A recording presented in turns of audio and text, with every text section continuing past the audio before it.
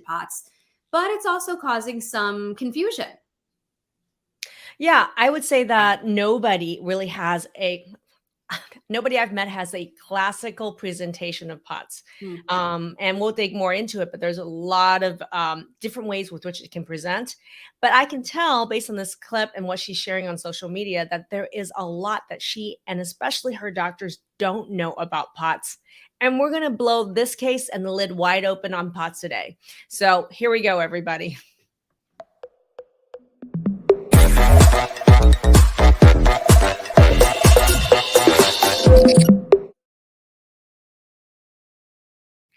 Thank you to all of you for joining us on Transform Table Talk Live. I'm Anna Manuel, the co-host, alongside the one and only Dr. Maggie, UMD. Dr. Maggie, thank you for talking all about POTS tonight because so many people requested this, and I think it's going to be a really illuminating discussion. We actually asked the whole Facebook group. We had another topic that was slated for today, but we asked our Facebook group. By the way, there's 80,000 people in our Facebook group, close to 80,000 at this time. Why don't you be the 80,000? We'll put a link above and below this video for you to join our Facebook group community. But I asked the group this week, which is, would you rather hear about a set topic, or do you really want to hear about what Bethenny Frankel is talking about, which is her struggle with POTS, and many people struggle with POTS? And that's the thing. Bethenny Frankel, she's a well-known reality star. I have to say I'm a big fan of hers. I watch reality TV and I love her and she's hilarious. But here she is. She has all of the resources that anyone could imagine. And yet she is still dealing with a big struggle with her POTS. Yeah. And there's over 1 million people that has the diagnosis of POTS. This is in the US alone. And to me, that's a gross underestimation, because I can tell you from our years of working with people with POTS, dysautonomia, all these types of symptoms, most people don't even have the diagnosis. And so I would say there are millions of people that are struggling with POTS. And the truth of the matter is, it doesn't matter if someone has as much resources as Bethenny does.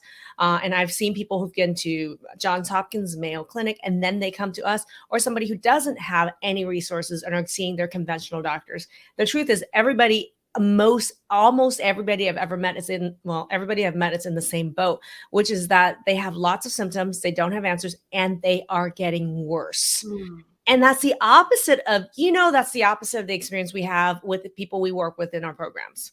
I know. And the people come in and they talk to you, they say, oh, but I don't know if you can help me, Dr. Maggie. I have POTS. I hear what you say to them. You say, this is easy. I can handle this so easy. It's one of the easiest things for you to turn around. And yet in the conventional medicine world, and even in most of the functional medicine world, people are not able to do that, and they're struggling. So let's listen to a little bit. Before we do, though, hold on, because we got a lot of comments already in the comment section. I just want to remind everybody, okay? If you're an alumni, you're somebody watching, and we've worked with you with POTS, and you've seen people with POTS and dysautonomia in a program get better, I'd love to hear some comments in the comment section right now.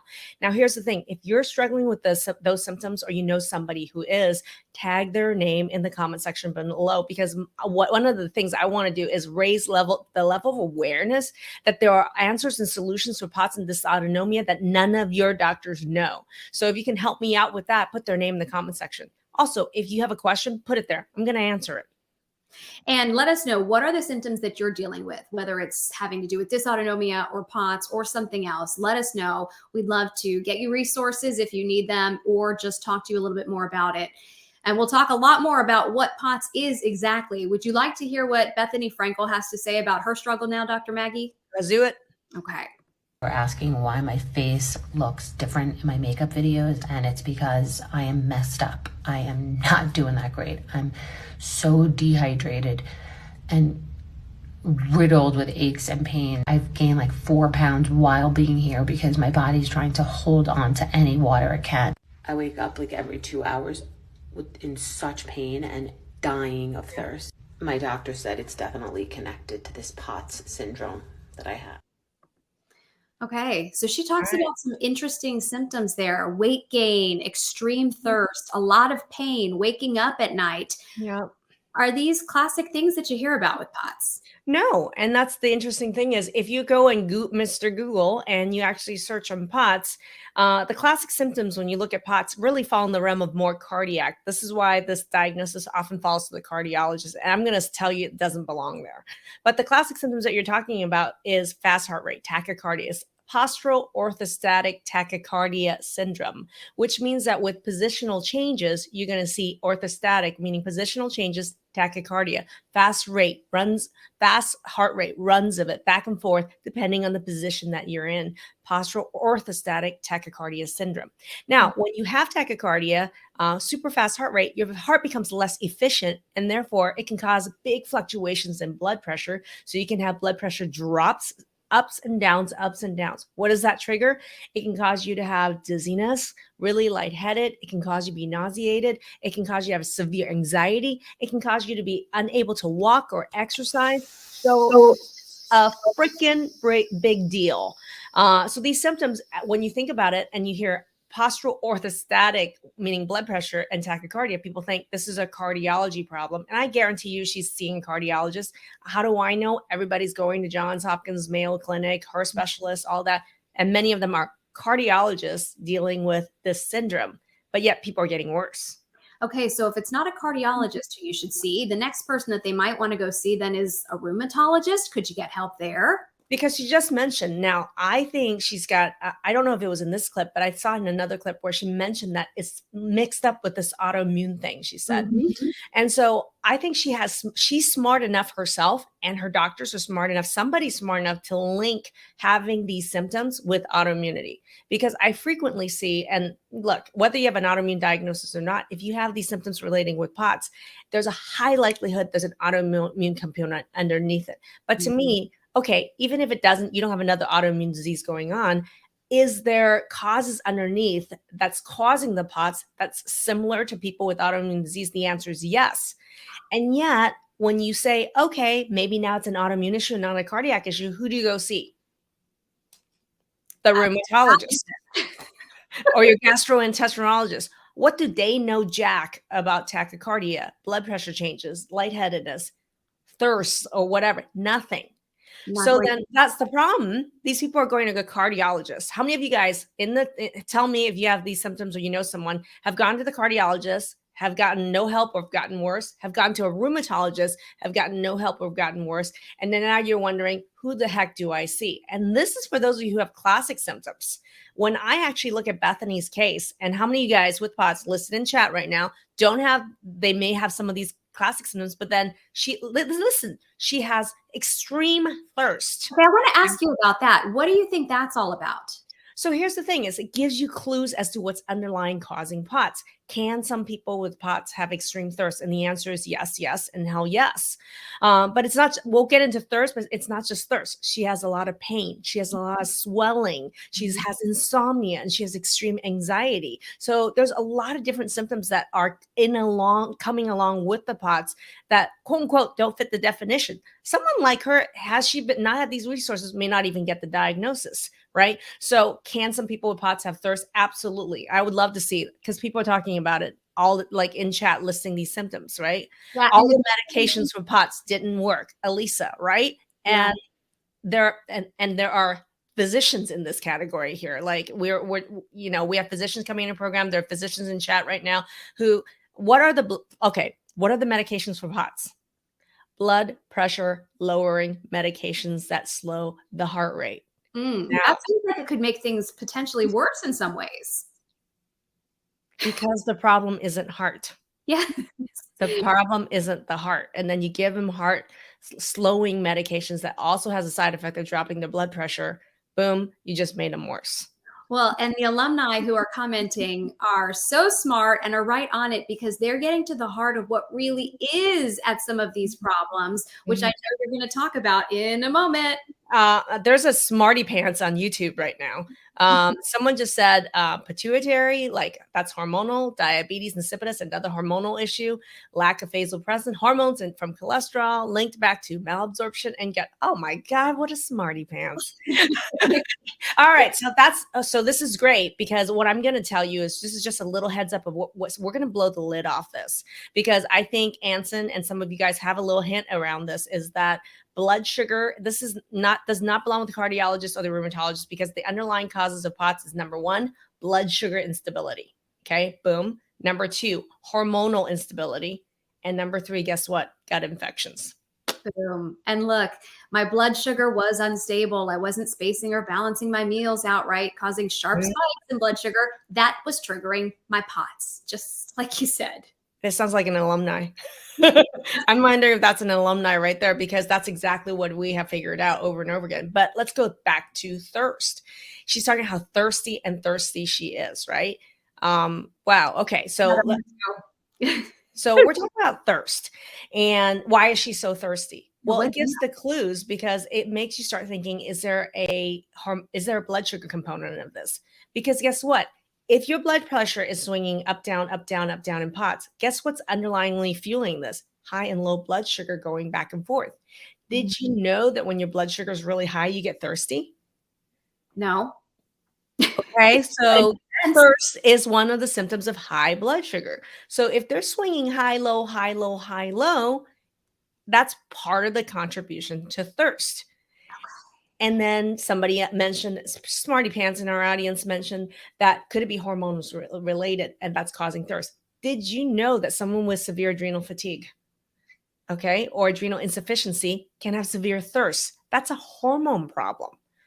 And I'm just thinking about when you say hormone problem, and when you talk about the hormonal problem also being associated with the blood sugar swinging, I know of one specific hormonal issue that is also linked to that, because you uncovered it in me. And so is there potentially a PCOS component here as well? You're so smart. Why am I here?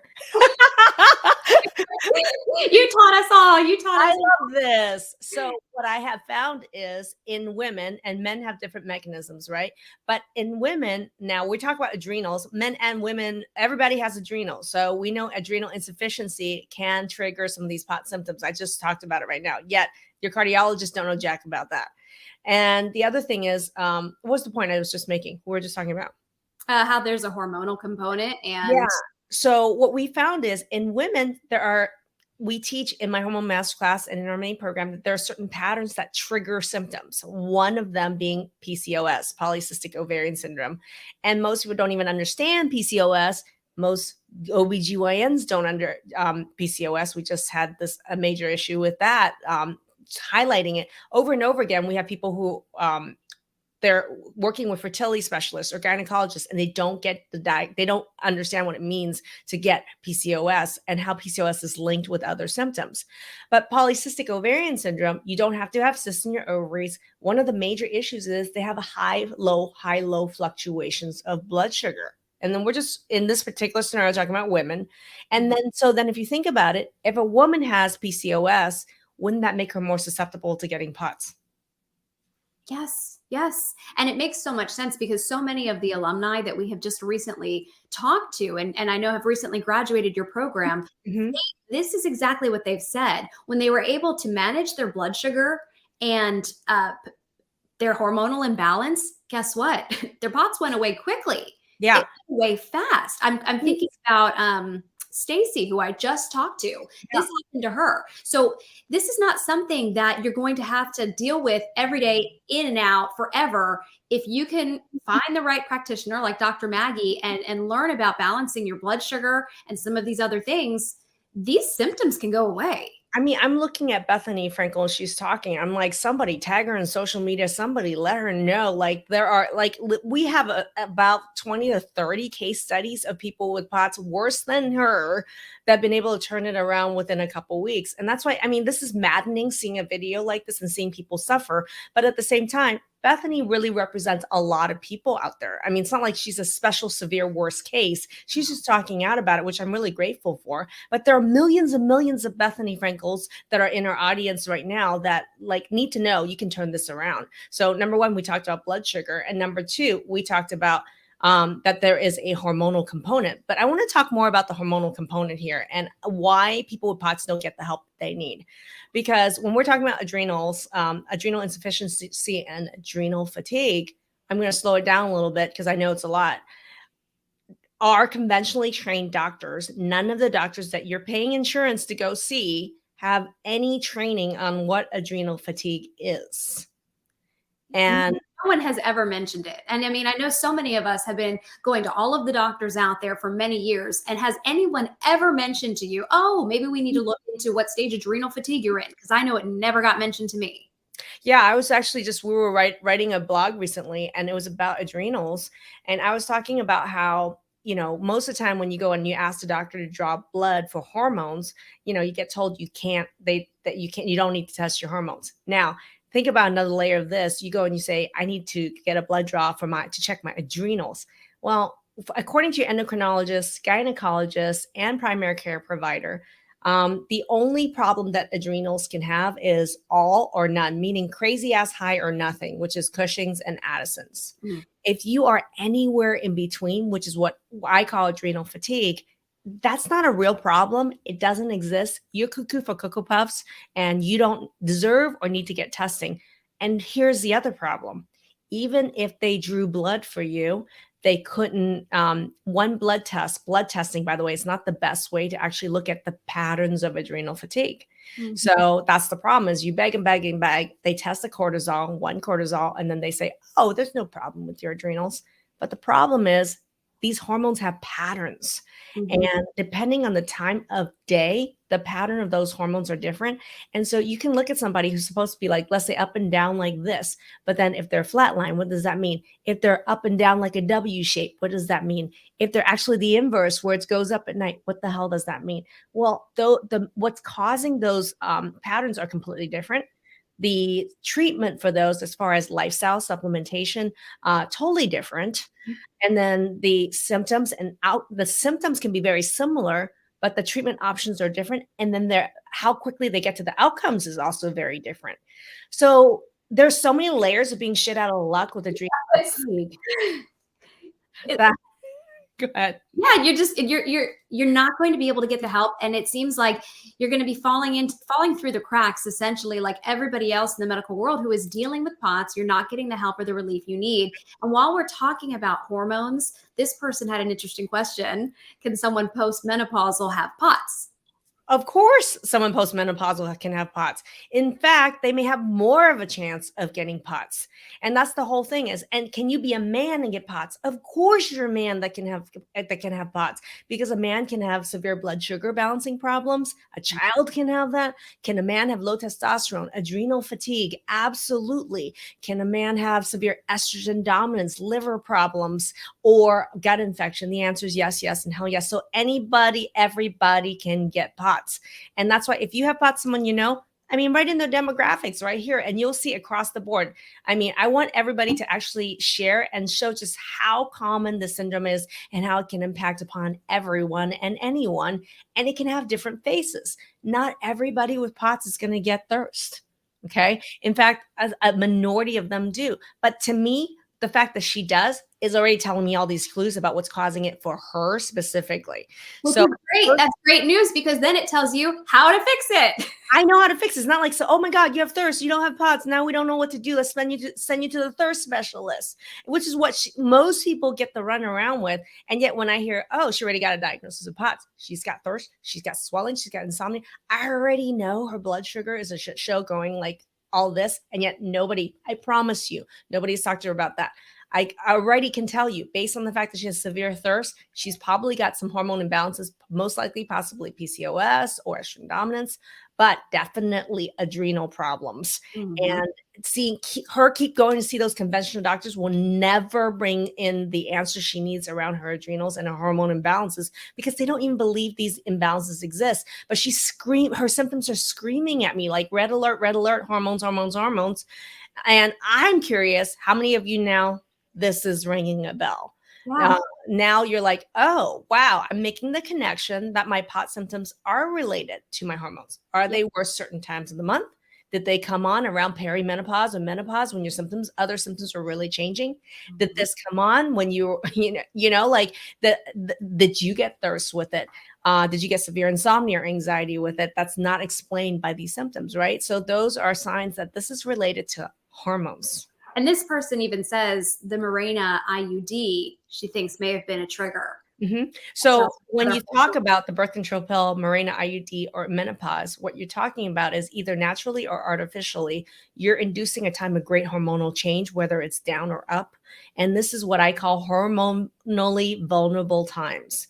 So during hormonally vulnerable times, whether it's naturally, you're going through it monthly or around menopause, or because you got on the pill, or you got on the Mirena IUD, some hormonal intervention, or someone started you on hormones, boom, that it's like a floodgate, because that big change in hormones, whether it's up or down, will be one of the triggers of POTS symptoms. And it's the same. It's the same with many autoimmune conditions, because I know, like, when I got off of birth control, boom, I had a lot of symptoms, of course. And then after giving birth, a lot of people have symptoms. So again, all going back to a huge hormonal component.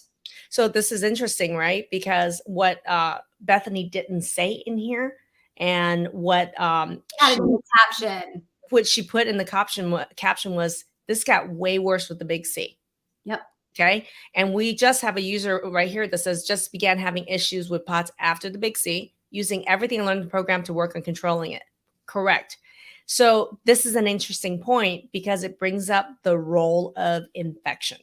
Let's talk about it. What is the role of infection in starting all of this? Well, I'm going to link it back to what we first started talking about, it being blood sugar. I don't feel like we really went over that out. Yeah.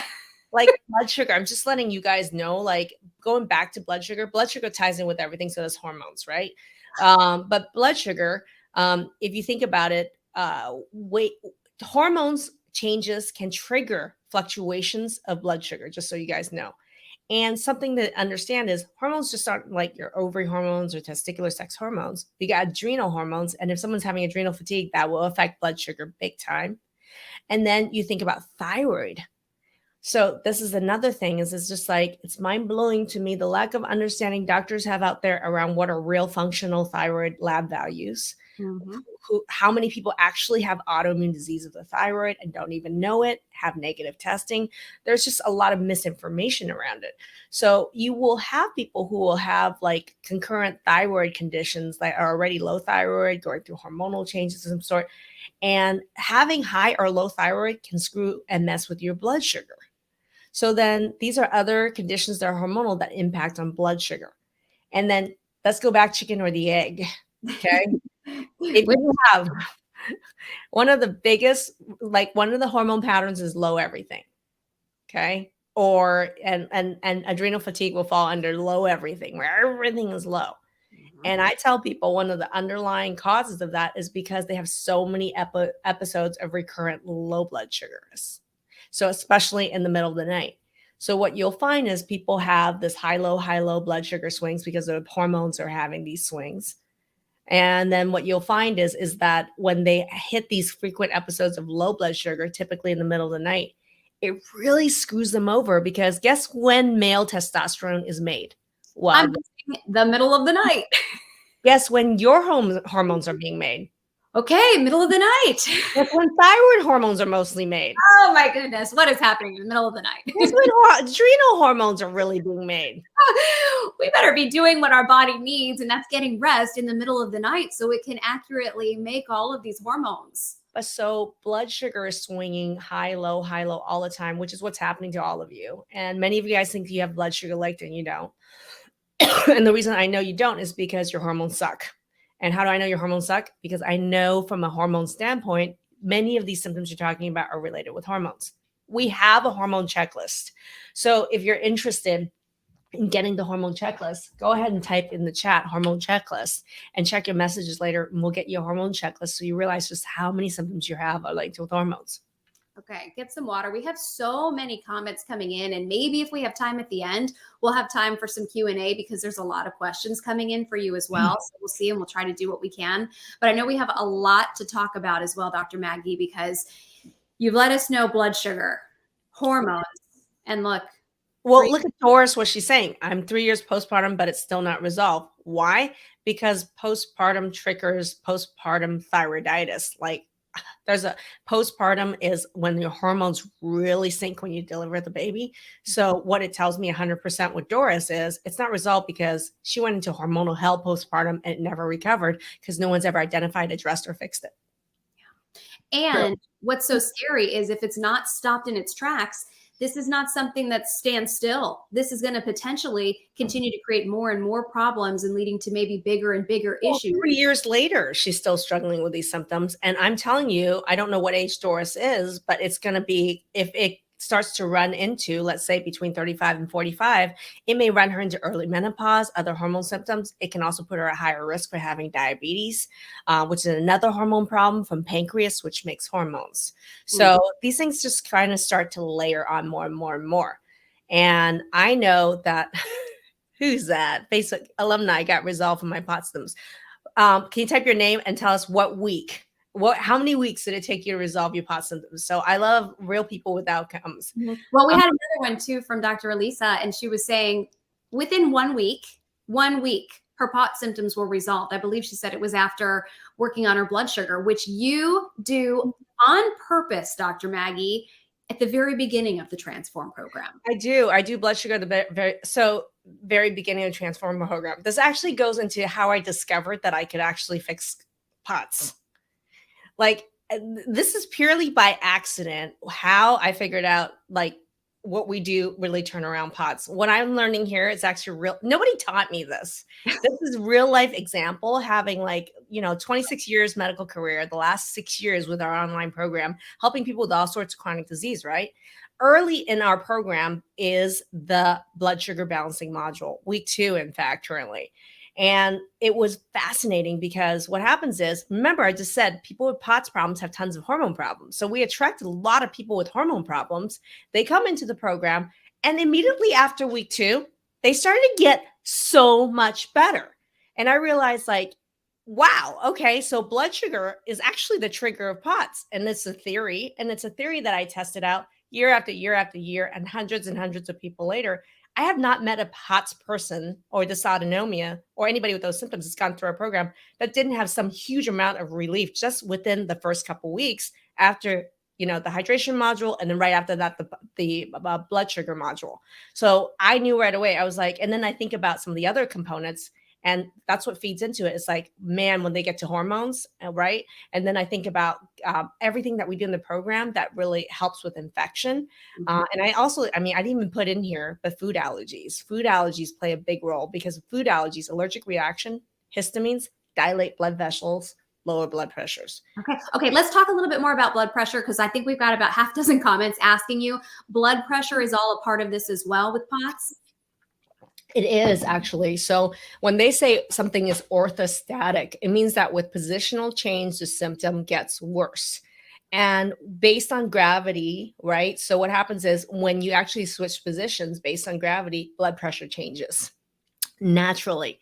So that's what we call orthostatic blood pressure change. But there are people that are really prone to what we call orthostatic hypotension. So that means that meaning that when they switch positions, the blood sugar can really drop. And that's really common for people with POTS. And I think about, well, what are the mechanisms so now this is where then, you go to a cardiologist and get blood pressure medications to drop your blood pressure and slow your heart? No, right? They have low blood pressure. And so you want to make it even lower? That's not going to help. No, it does not. So this is where I think about it. And from my own experience, I think about all the things that we teach in our program. And I'm like, what are mechanisms that lower blood pressure? Well, did you know that, low blood sugar causes low blood pressure? Okay. Low blood sugar causes low blood pressure. Known fact. And also low blood sugar, this causes some of you to get headaches. That's a low blood pressure headache for a lot of people. FYI. Okay. So low blood sugar causes low blood pressure. But the other thing is too, high blood sugar has a mechanism now for causing low blood pressure. So I'm going to talk about that. So guess what? When you have high blood sugar, so this is not just a high blood sugar problem or low blood sugar problem. When you have high blood sugar, what do? You feed infectious organisms in your gut, whether that's the big C, that's a virus, whether that's a bacteria, or whether that's fungal, right? With candida, Lyme, whatever it is. When you have high blood sugar, you're actually feeding infection. Now, when you feed the infectious organisms, they multiply, they grow. But the problem is that when you get later on, you hit low blood pressure again, they need the sugar to live. A lot of them will die in split cells. So when you hit low blood pressure, you're actually splitting the cells of these infectious organisms. Guess what happens? They release a whole bunch of what we call LPS and other compounds. They're insides. Guess what? LPS causes tons of inflammation, pain, swelling, i.e. Bethenny's talking about her pain and swelling, right? But LPS also drops blood pressure. Dr. Maggie, I wish more doctors were educated on this. It's like, why are you, it seems like the only one who knows anything about this? It literally was like kind of by accident, like over the years is like I attracted I work a ton with hormones, gut health, autoimmune, chronic disease, right? So we attract people who have like blood sugar problems, hormonal problems, gut infection, food allergies, right? But because we attract this population, we're able to also solve their problems. It's like this step, this step, this step, this step. And it's to me, like when I see someone come in the program with POTS, for me, I'm like, okay, so it's going to get better in a couple of weeks. You'll thank me later. And they can't believe it at first. They're like, what? I've been dealing with this for years and my symptoms are so bad. And by the way, you were asking who that alumni was that had it resolved. It was Dana Nelson, and it took 2 weeks. Oh my God. So I was going to quote Dana here because Dana, you were the first one that really pointed out to me. And I think it was during an interview we had, Dana, where I said, no, it was like on a call towards the end of the program. And you and I were talking and I was like, by the way, how's your POTS? And you went, oh my God, I haven't had symptoms since week 2. She forgot she had POTS of all those years because it got better by the end of week 2. And this is, I'm talking to her like, at the like 10 weeks, 10 weeks later. So, oh my God, I haven't had symptoms since week 2. And it really like, and I was like, I asked Dana, I said, what do you think was the biggest linchpin for you? And she's like, blood sugar. Blood sugar. Well, right? She wasn't alone. Here's another person that said I got resolved for POTS symptoms within the first month of the program. So it only takes a matter of weeks of working with you. And this is not unique. It's, these stories, everybody that comes through with POTS, I see dramatic improvements, usually entirely eliminated. POTS are gone. It's a thing of the past. They don't worry about it anymore. On to different things. Yeah. And the thing is, as you can tell, this is when you have POTS, it's like college stopping, career stopping, life-changing symptoms that you have. And Bethenny, I've seen her on videos, and she does a lot of little makeup tutorials and her favorite products and all that. I love those. I love them too. I'm addicted to those. So I've been watching it. I've been seeing her face change. Yeah. So for me, like visually, I see it. And when I look at when I've been, and even I have who've been watching her on social media, and I've done this where I'm on a call with 30 people, 40 people, and I can already see, hey, everybody, lift up your neck, and I'm looking at their thyroid. I'm like, you got this problem, you got this problem, you got this problem, you got this problem. You visually. Have you ever seen me do the sleep apnea look thing? Because there's actually, FYI, like for men who don't, one of the underlying causes for why men have low testosterone or adrenal fatigue is because they have sleep apnea. Women too. But there's actually like the distance between the chin and the neck right here. You can actually see who's at risk for sleep apnea. So like, I don't know if that was part of when you went through the program. I had everybody turn to the side, and I was like, you got a problem, you got a problem, you got a problem, you're fine. Go check it out. Oh my goodness. It's funny, but that's just a part of your training. You have so much experience in being able to spot these things, sometimes even just visually. And you can do the same with thyroid. Well, I think what's really cool is my first, I'm an MD, and I spent the first 10 years of my career, 13 years of my career as a family medicine trainee and a family medicine physician, right? So I think that really helps out because then I have all the medical background. I'm dealing as a family practitioner with people with, prescribing birth control pills, low thyroid all the time, blood pressure problems, high cholesterol, so in dealing with them, I also understood the limitations. Like I only had a pill to prescribe if you have high blood pressure. If you have low blood pressure, I don't know what the hell to do with you but send you to the cardiologist. And yet this is one of the problems, right? And yet you send someone with low blood pressure to a cardiologist. What are they going to do with you? Yeah. It's not much help because they'll look at your heart and they'll say, oh, your heart looks normal, right? Mm-hmm.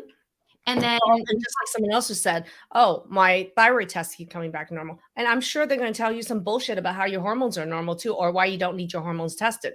Here's the problem. They don't know how to read your thyroid test. They don't understand hormone patterns, and they don't really give a rat's ass or have any training about blood sugar.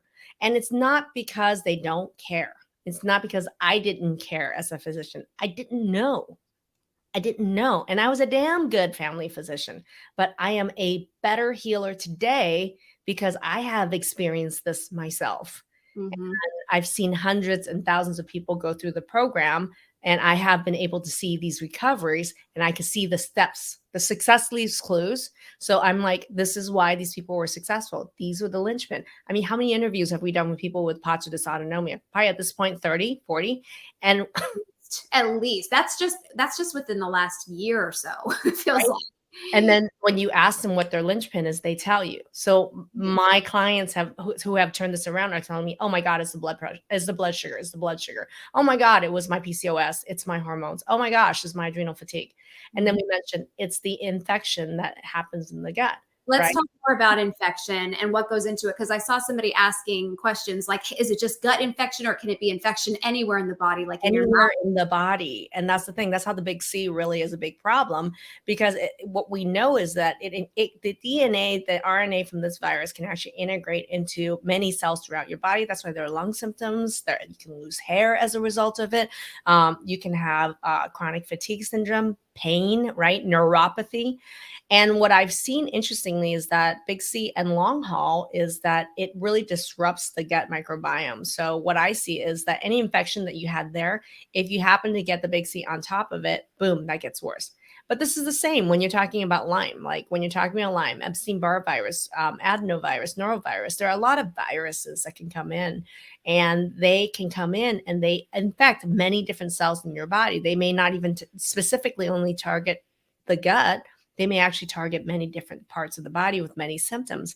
But one of the side effects is that they can disrupt and infect the cells in the gut, therefore making the gut really susceptible to infection. So many people in our programs for long haul and symptoms that nobody else can solve. I have people, we interviewed two nurses in the last 2 weeks who were recent graduates of our program who are in COVID clinic, in big C clinics that are specifically specializing in long haul that is not solving their problem. And yet by dealing with what we're talking about here is like, we understand that this is triggering a gut infection. This is triggering by blood sugar issues, hormonal balances that need to be addressed, right? So then the big picture around this makes it much easier to tackle, because there is a hell of a lot that you can do with these viral infections and gut infections by addressing the pillars of everything, the pillars of transform. I think about the 5 pillars of our program, man. I think about, the blood sugar. I think about, nutrient and vitamin density is triggered by digestion.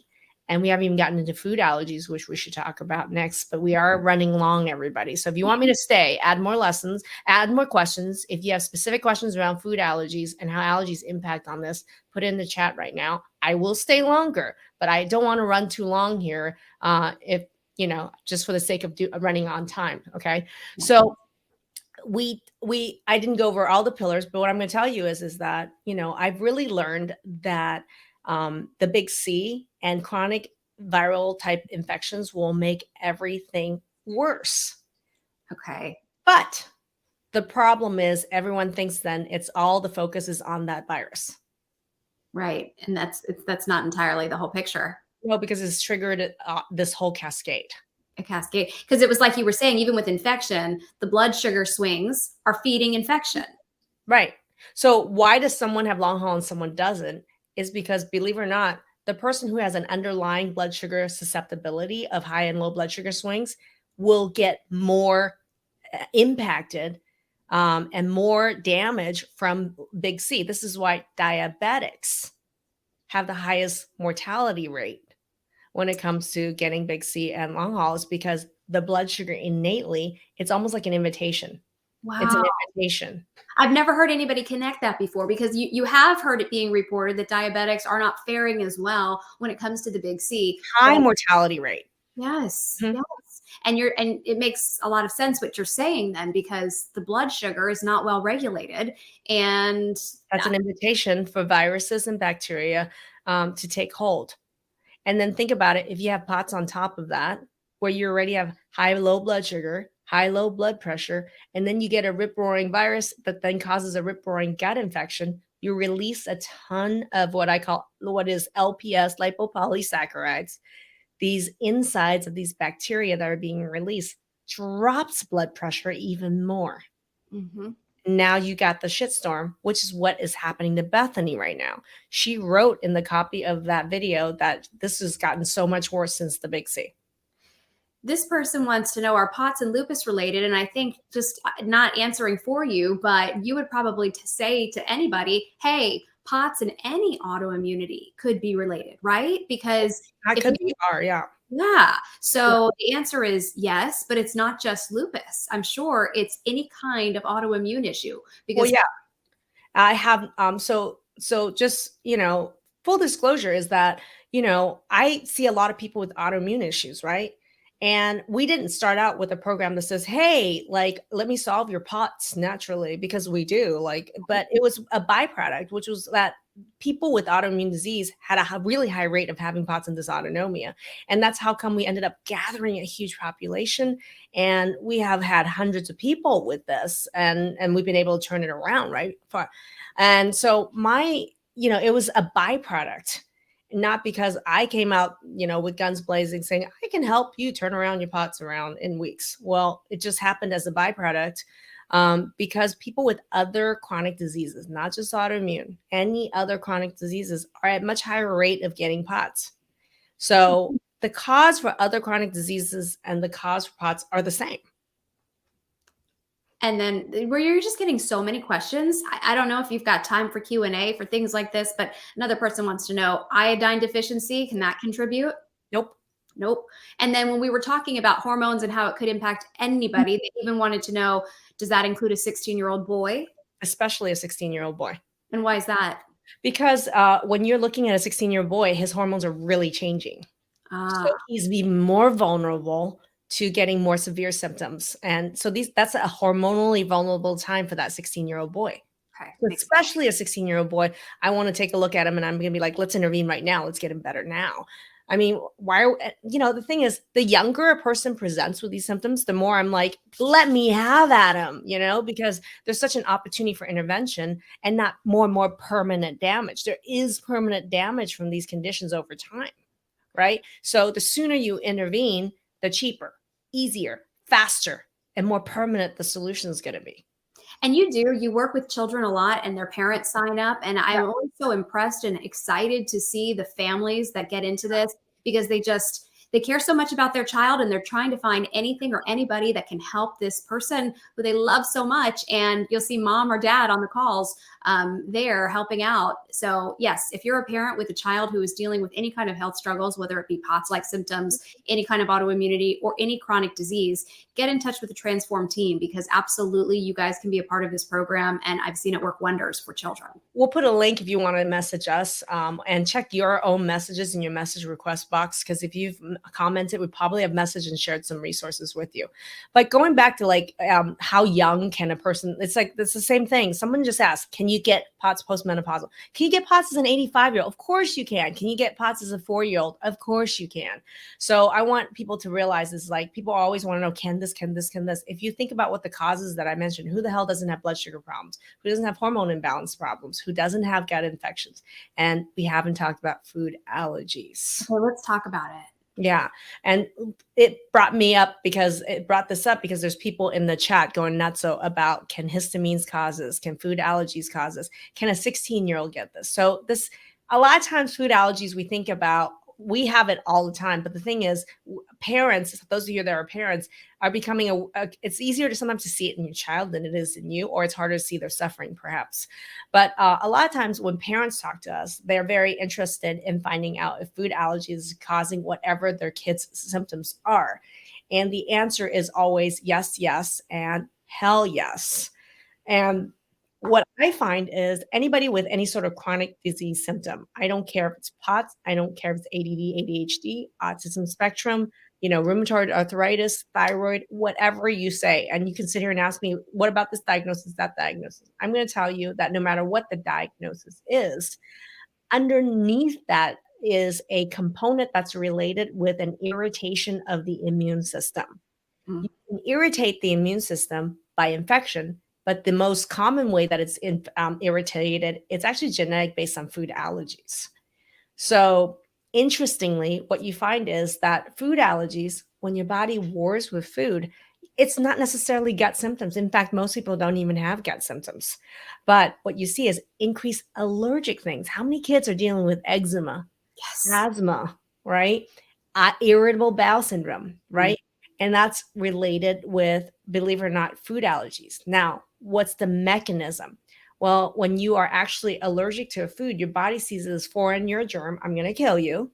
But it sees a ton of it. So then what it does is it sends a lot of antibodies and cells to try to fight a war with this food. It also, in this process, releases a lot of histamines. Mast cells get activated. And mast cells sees all these food and allergens and says, I'm going to raise histamine levels, histamine levels, histamine levels. What does histamine levels do? Histamine levels dilate arteries, make your eyes water, your nose water, makes the blood vessels in your lungs swell. So then you want to cough and have asthma attacks. And for people with POTS, it drops their blood pressure and makes it worse. And there we go, bringing it right back to that.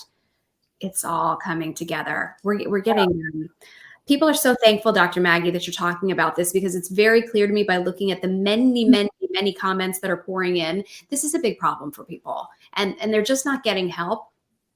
Doris, I know I had that comment up a moment ago, and she said, I thank God every day for finding Dr. Maggie, who has transformed my 6-year-old with autoimmune issues. And I've learned so much about my own issues as well. So just kind of driving the point home there that, yes, so many parents do join this program trying to help their child, and they are successful in doing so. Dr. Maggie, that's a big testament to you. Thank you. So, I mean, this is long, and I think we answered most of the questions in chat. What I would love to do is, if you learned something, I mean, if you learned anything, there was an aha moment, can you just throw some love back at me and tell me what that aha moment was in the comment section? I would love that. What was one big shocker for you? It would mean the world to me. And I would know that you paid attention, listened, and it had an impact. Tell me what's one thing that you learned about this today that you haven't heard anywhere else. The other thing is, if you know somebody else who's dealing with this, tag their name in the comment section right now. That'd be super duper helpful. I'd love to have more people learn about this. And for goodness sake, someone tag Bethenny Frankel in this. This is a completely solvable problem. Yeah, if you were going to speak to Bethenny Frankel right now directly, what would you tell her? Bethenny, this is solvable within the next couple of weeks. And she's struggling unnecessarily. Suffering is optional. But you don't know until you find out that there is a solution to it, right? A lot of times people suffer because they think there is no solution, or the doctors that they go to tell them there is no other solution, right? So I want you to know that if you're hearing this and you're suffering with this, further suffering becomes optional, because now you know that there is a way out of it and there's solutions. And one of the best things, if you're not suffering with this, but you know somebody else who is, tag them in the comment section so they hear this, because I promise you there's nobody else on the planet saying what I just taught here today. Yeah. Maggie, you are such a blessing to so many people. It's obvious by the alumni commenting that you've changed their lives, you've changed their family members' lives. And POTS truly is something that I've personally seen you turn around very quickly in people. So thank you for having this whole talk about this and letting us know that blood sugar, hormones, infection, food allergies, it's all huge. And it all goes back to the 5 pillars of the Transform program. If you'd like more information about the 5 pillars or ways to connect with the Transform team, just put a comment in our chat and a member of the team will get with you. Thanks, everybody.